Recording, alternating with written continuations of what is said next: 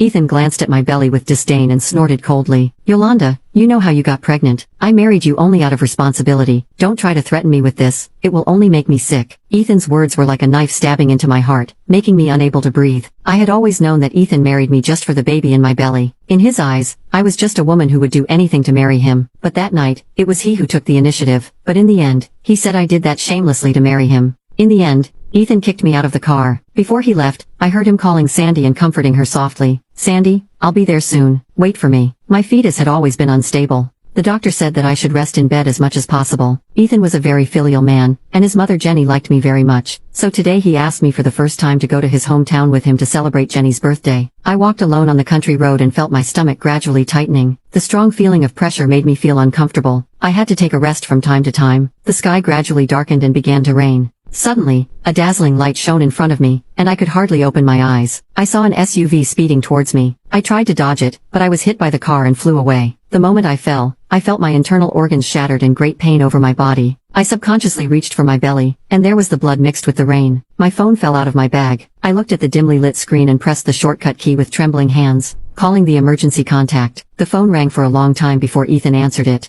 "Sandy has a high fever now and I'm about to take her to the hospital. Can you stop being unreasonable? Stop bothering me." After saying that, Ethan hung up the phone without hesitation. As I listened to the busy tone coming from the other end of the phone, I fell into despair. The SUV stopped to the side, and after a long time, the person in the car got out. In the last moment before my consciousness faded, I heard a trembling voice calling on the phone. "I hit someone, and I don't know if she's dead or not. What should I do? Are you sure that if I kill her, I will bear less responsibility?" Then he started the car and ran over my body again. When I opened my eyes again, I had turned into a soul floating in the air. Before I could take a last look at my bloody corpse, a gust of wind blew me to Ethan's side. Ethan and Sandy were sitting on a bench in the emergency waiting area. Sandy looked weak and leaned on Ethan's shoulder, her face full of sweetness and happiness.